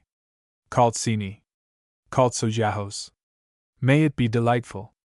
For my children. May all be well. Ko Janli. Sibikan. Called Sojahos. May it be delightful. With my food and theirs. May all be well. Called So Sinalgia. Jahos Kalal. All my possessions well. May they be made, that is, may they be made to increase. Called So Silaying. Jahos Kalal. All my flocks. Well may they be made, to increase. When a hogan is built for a woman who has no husband, or if the husband is absent at the time, the wife performs all these ceremonies. In the absence of white cornmeal, yellow cornmeal is sometimes used, but never the Cassasine Cockley J, the sacred blue pollen of certain flowers, which is reserved exclusively for the rites of the shaman. By the time these forms have been observed, night will have fallen. During the day, while the house building was in progress, the women were busily engaged in preparing food. All now gather inside the hogan, a blanket is suspended over the door frame, all the possessions of the family are brought in, sheepskins are spread on the floor, the fire is brightened and the men all squat around it. The women bring in food in earthen cooking pots and basins, and having set them down among the men, they huddle together by themselves to enjoy the occasion as spectators. Every one helps himself from the pots by dipping in with his fingers, the meat is broken into pieces, and the bones are gnawed upon, and sociably passed from hand to hand. When the feast is finished, tobacco and corn husks are produced, cigarettes are made, everyone smokes, and convivial gossipy talk prevails. This continues for 2 or 3 hours, when the people who live nearby get up their horses and ride home. Those from a long distance either find places to sleep in the hogan or wrap themselves in their blankets, and sleep at the foot of a tree. This ceremony is known as the Kogan Isla, a kind of salutation to the house. But the Kogan Bgn, the house devotions, have not yet been observed. Occasionally these take place as soon as the house is finished, but usually there is an interval of several days to permit the house builders to invite all their friends and to provide the necessary food for their entertainment. Although analogous to the Anglo-Saxon house warming, the Kogan Bgn, besides being a merrymaking for the young people, has a much more solemn significance for the elders. If it be not observed soon after the house is built, bad dreams will plague the dwellers therein, toothache, dreaded for mystic reasons, will torture them, and the evil influence from the north will cause them all kinds of bodily ill. The flocks will dwindle, ill luck will come, ghosts will haunt the place, and the house will become batsick, tabooed. A few days after the house is finished, an arrangement is made with some shaman, Kekalai, devotional singer, to come and sing the ceremonial house songs. For this service he always receives a fee from those who engage him, perhaps a few sheep or their value, sometimes 3 or 4 horses or their equivalent, according to the circumstances of the house builders.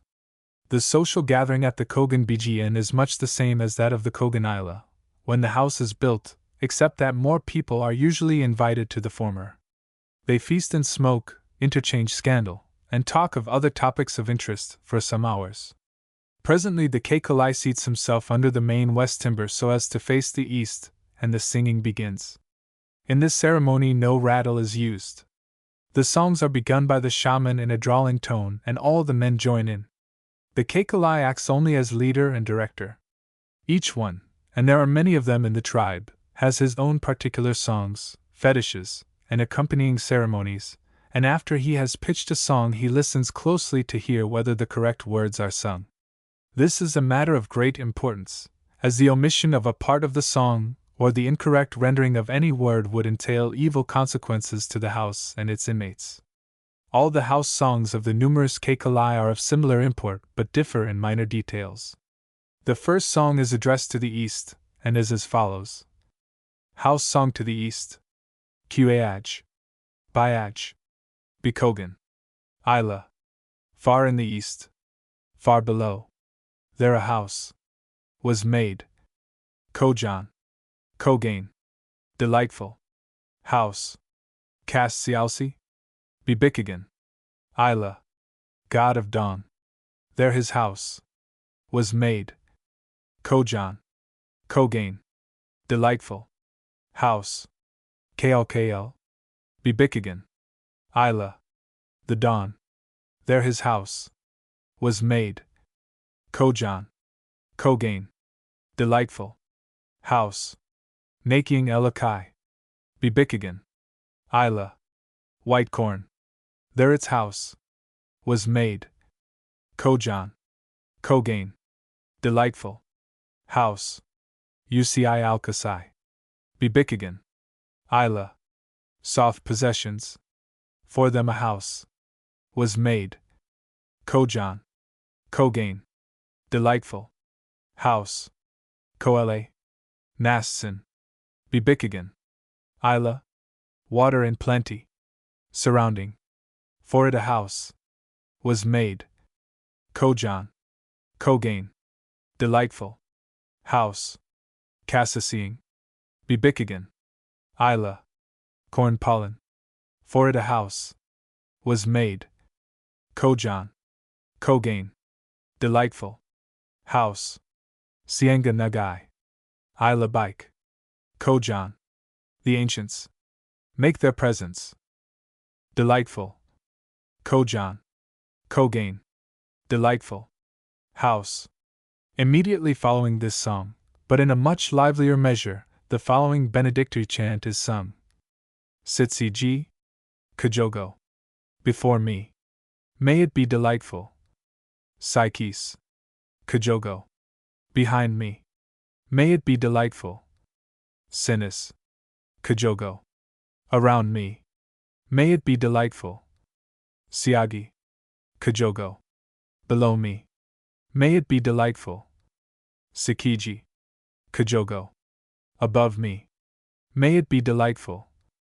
Kaltso. Kajogo. All universally. May it be delightful. After a short interval, the following is sung to the west. House song to the west. Yenjiangaj. Bayaj. Bikogan. Isla. Far in the west. Far below. There a house was made. Kojan. Kogain. Delightful. House. Kas Sekagan. Bibikagan. Isla. God of twilight. There his house was made. Kojan. Kogain. Delightful. House. Nakatsa. Bibikagan. Isla. Yellow light of evening. There his house was made. Kojan. Kogain. Delightful. House. Naking Ialtsoi. Bibikagan. Isla. Yellow corn. There its house was made. Kojan. Kogain. Delightful. House. Intlizi Alkasai. Bibikagan.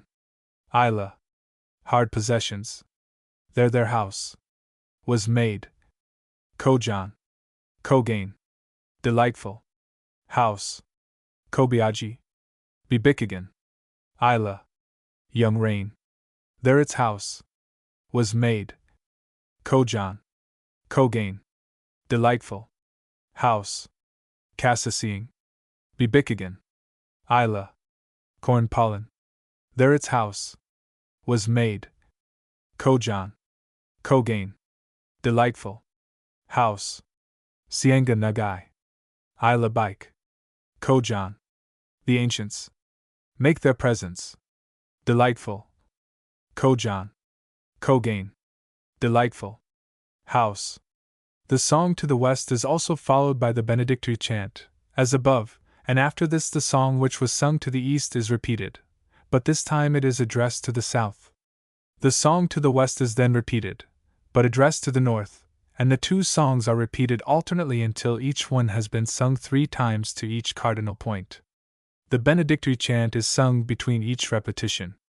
All the men present join in the singing under the leadership of the shaman, who does not himself sing, but only starts each song. The women never sing at these gatherings, although on other occasions, when they get together by themselves, they sing very sweetly. It is quite common to hear a primitive kind of part singing, some piping in a curious falsetto, others droning a deep bass. The songs are addressed to each of the cardinal points, because in the Navajo system different groups of deities are assigned to each of these points. The Navajo also makes a distinction between heavy rain and light rain. The heavy rain, such as accompanies thunderstorms, is regarded as the male rain, while the gentle showers or young rains, coming directly from the house of Senatally, are regarded as especially beneficent, but both are deemed necessary to fertilize. A distinction is also made between hard possessions, such as tequa and coral beads, shell ornaments, and all articles made from hard substances, and soft possessions, which comprise blankets and all textile substances, skins, etc. The Navajo prays that his house may cover many of both hard and soft possessions. The songs given above are known as the 12 house songs, although there are only 2 songs, each repeated 12 times. These are sung with many variations by the different Kekalai, and while the builders are preparing for this ceremony, they discuss which Kekalai has the best and most beautiful words before they decide which one to engage.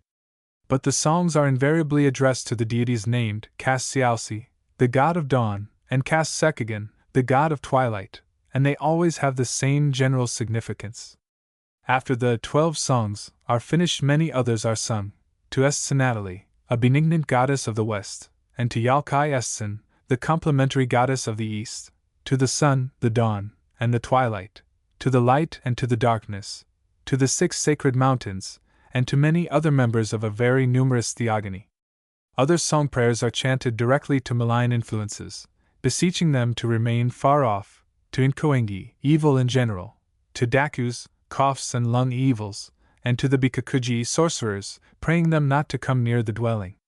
The singing of the songs is so timed that the last one is delivered just as the first gray streaks of dawn appear, when the visitors round up their horses and ride home.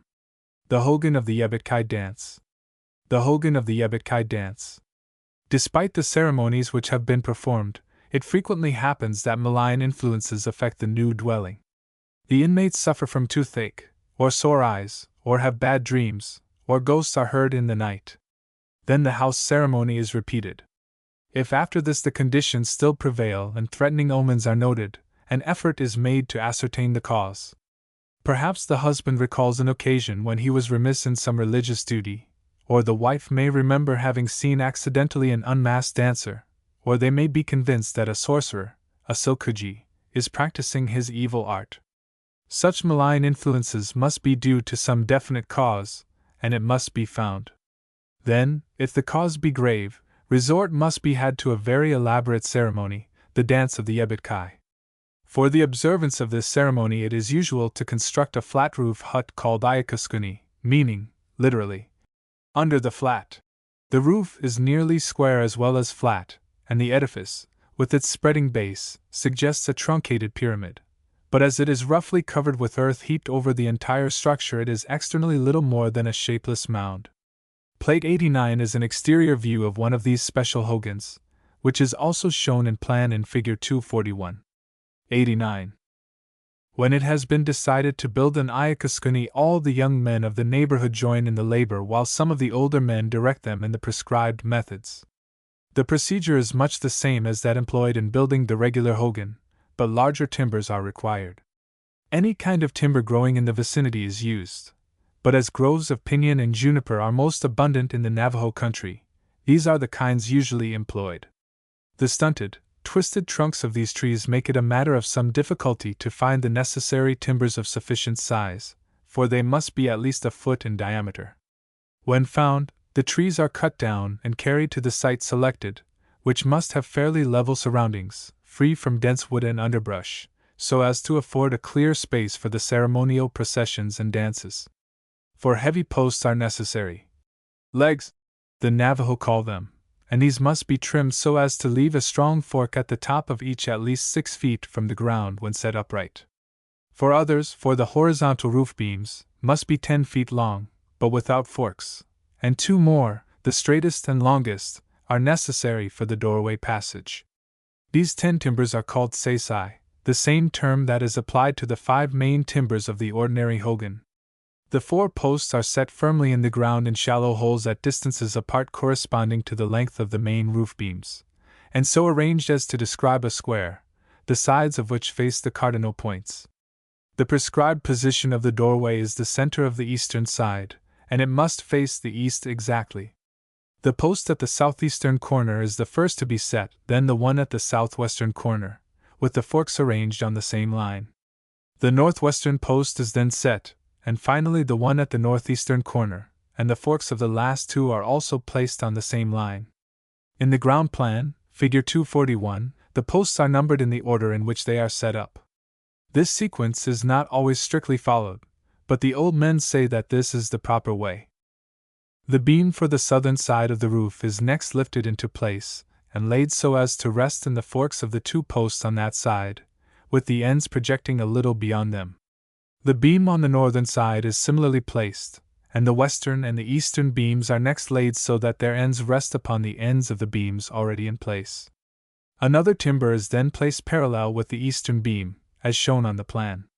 This forms the western side of the smoke hole and also a support for the smaller roof timbers to rest upon. Sometimes an additional timber is laid across for this purpose between the one last named and the next beam. The 2 timbers for the sides of the doorway passage are then placed in position about 3 feet apart, and leaning against the eastern roof beam. The butt ends rest upon the ground, and the space between them should be in the center of the eastern side.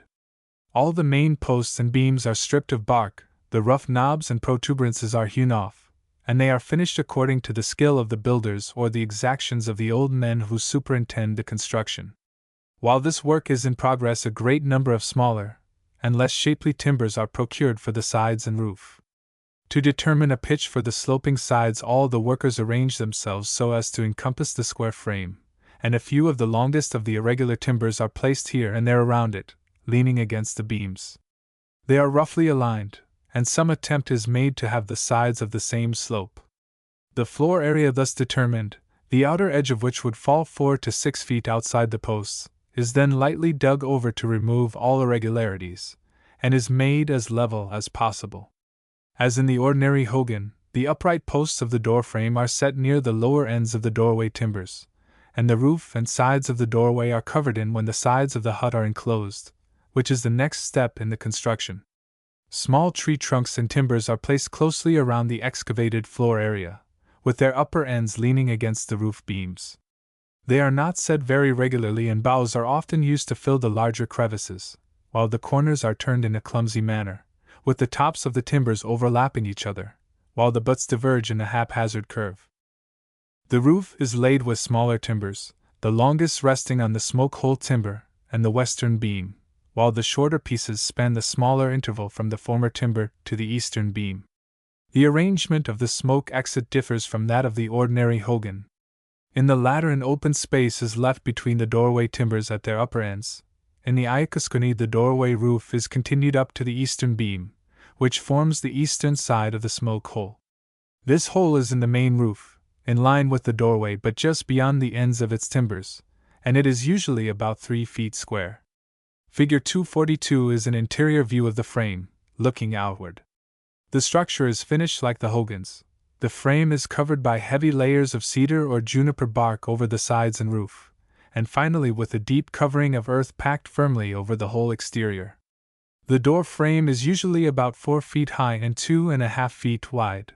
The roof is about 7 feet high in the interior, and the floor area measures roughly 20 feet square, with the 4 posts standing about 5 feet from the base of the sides. Figure 243 shows some actual measurements. While the Yebetkai ceremony is in progress, the hut is occupied by the Kekalai and his assistants, and by the young men who assume the sacred masks and personate the various deities in the nightly dances. In the mornings, the Kekalai sits under the western side of the hut and directs the young men in the process of sand painting, the making of curious sand mosaics delineating mythologic subjects. The materials used are dry sand, charcoal, and powdered ochres of different colors, which are poured from the hand between the thumb and fingers. Without the use of a brush or other implement, the trickling stream is guided to form intricate designs. These designs are made directly on the earthen floor in a zone about 3 feet wide and extending nearly the entire length of the hut from north to south. This zone, called the IK, is made in front of the Kekalai, and between him and the fire, which is reduced to small dimensions to enable him to work close under the opening in the roof. During the process, the door is closed with the usual hanging blanket, and to increase the light from above, a buckskin or white cloth is sometimes suspended as a reflector on a light frame of boughs erected on the roof on the western side of the smoke hole. The mask recess, which is found in all the larger hogans, is always made in the middle of the western side of the Ayakaskuni. It is usually somewhat wider and deeper than in the ordinary dwelling. The bundles containing the masks and other paraphernalia to be used in the ceremony are placed in the recess by the Kekalai, who then fastens a skin or cloth across it. The upper edge at a height of about 3 feet from the floor is fastened with strings to the sloping timbers. The lower edge is held by small pegs driven into the edge of the bench-like ledge of earth which marks the limits of the floor. When he needs them, the Kekalai reaches behind the curtain for the paraphernalia he has previously prepared and deposited there. The masks must never be seen except when worn by the dancers, nor are the fetishes exposed except when certain rites demand their display. This recess is called by the Navajo Jikbinaskla, literally, mask recess. Besides its practical use, it has a mythic significance, as it indicates the position occupied by First Man, who sat there with Cass Sialsi, dawn, and Cass Sekagan, twilight, on either hand, in the house where the corn people were made. They also occupied similar positions in the house in which they made the celestial bodies, and also in the first Ayakaskuni, which was made by them to celebrate the occurrence of the first menstruation of Senatali. No special veneration attaches to the Ayakaskuni except when a ceremony is in progress. At that time it is devoted exclusively to the Kekalai and the other actors in the rites, and it is then known as Keiko by Kogan, the Song House. Perhaps the family for whose benefit it was first used may have contributed the larger share of the food for the workers who constructed it, but it is not held to be the exclusive property of any one person. It is for the use of the neighborhood. In the summertime, during which season no important rites are celebrated, the women often erect their vertical looms there and use it as a workroom. Some of the neighbors may find it convenient to occupy it temporarily, or when some occasion brings an influx of visitors they adjourn to the flat roof house, if there be one near, to smoke and gamble and sleep there. But it is rarely used as a dwelling in winter, as it would have to be vacated whenever one of the neighbors wished to have a ceremony performed. Moreover, owing to its large size, it would be more difficult to keep warm than the more compact hogan. Hogan nomenclature. Hogan nomenclature. Kogan iltcin Caesar, conical hut, probably from Sinal, a plural article pronoun, sin, a timber, and Caesar, a point. Kogan sitkali, round, enclosed hut. Both this term and the preceding are used to designate the ordinary dwelling hut, but the former is more commonly used.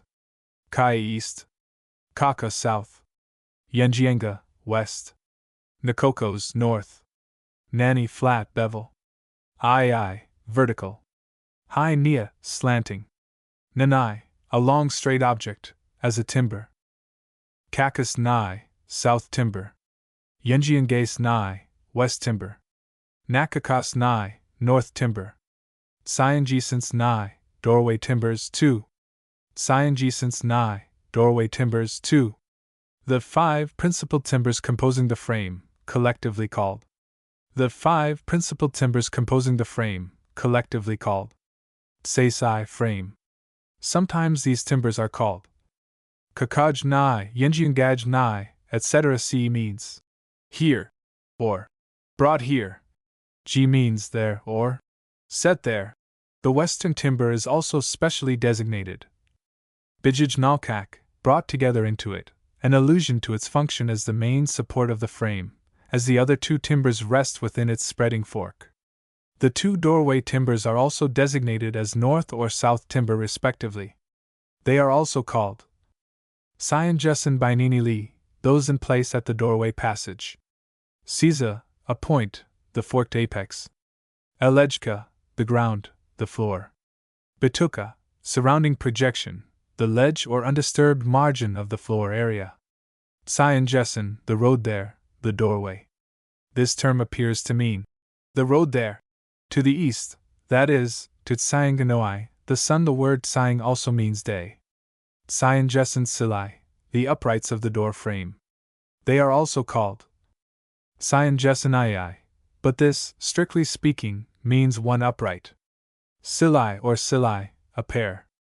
Sion Jessen Silai Nanai, doorway post horizontal timber, the lintel. Sion Jessen Nikasika Ni, another term for the lintel.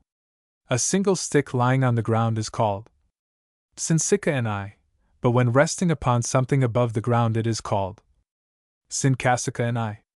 Tsilajai Nanai, smoke hole horizontal timber, the crosspiece that rests upon the large doorway timbers and forms the base of the smoke hole, and also supports one end of the doorway roof.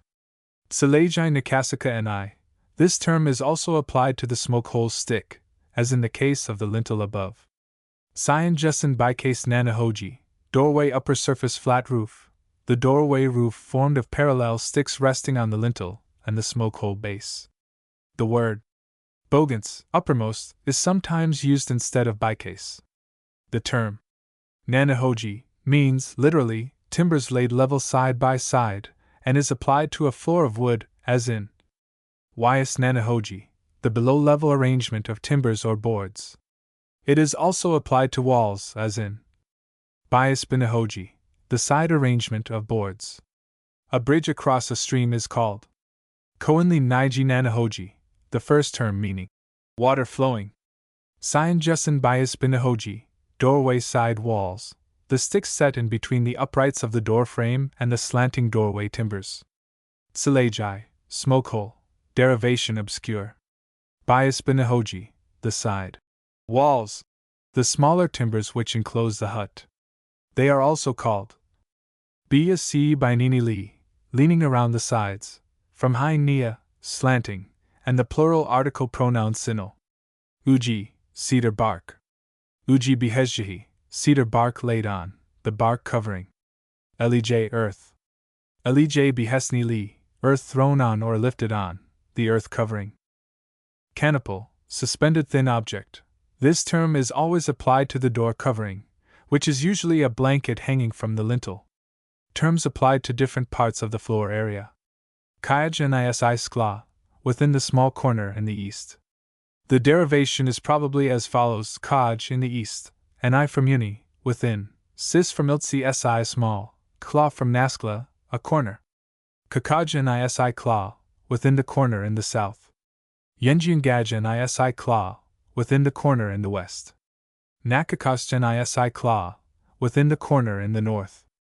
Nakakasjan Isi Skla, within the small corner in the north.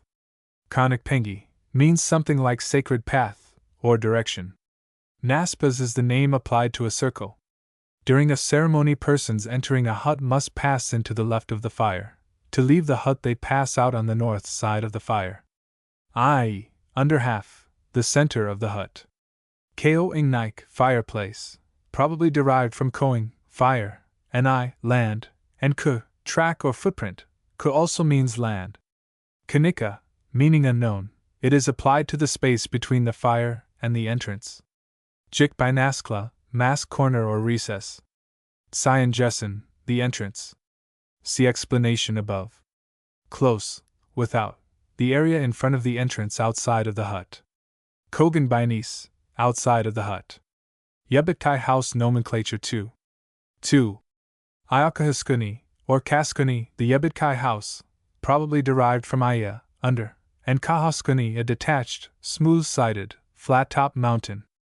This structure is also called Siangbitsasai Kogan, four-legged house. 1. Sion Jesens Nai, Sion Jessen Binini Li. As in the regular Hogan. 2. Sion Jessen Silai. 3. Sion Jessen Silai Nanai, or Kasika Nanai. 4. Sion Jessen Bicase Nanai. 5. Sion Jessen Bogans Nanahoji. 6. Sion Jessen Bias Binahoji. 7. Kaj Nanai, east horizontal timber. Kakaj Nanai, south horizontal timber. Yenjian Gaj Nanai, west horizontal timber. 7. Kaj Nanai, east horizontal timber. Kakaj Nanai, south horizontal timber. Yenjian Gaj Nanai, west horizontal timber. 8. Nakakast Nanai, North horizontal timber. Kajai 1-3 east post. Kakajai 2 south post. Yenjiangajai 3 west post. Kajai 1-3 east post. Kakajai 2 south post. Yenjiangajai 3 west post. 3. These posts are further distinguished as follows. 9. Nakakasjai 4 north post. Kakakajai 1. Kaka Yenjiangajai 2. Nakokos Yenjiangajai 3. Nakokos Kajii 4. Kaka Kajii 1.